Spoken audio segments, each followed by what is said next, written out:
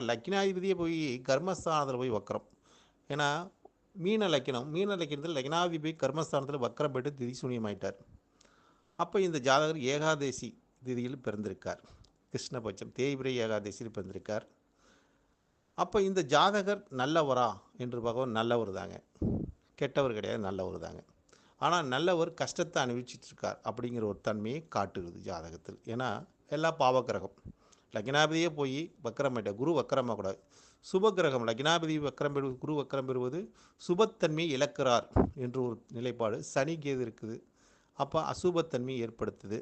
7ஆம் இடமும் ஆட்சி பெற்று 6ஆம் அதிபதியோட சேர்க்கை பெற்று ராகுங்கிற கிரகம் இருக்கிறதுனால அப்போ திருமணத்தில் இந்த ஜாதகத்துக்கு அவ்வளோ ஒரு சிறப்பு நிலை இல்லை.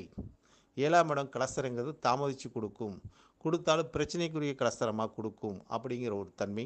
கலசரத்தை சார்ந்து வாழக்கூடிய அமைப்பு இந்த ஜாதகத்துக்கு உண்டு. ஏன்னா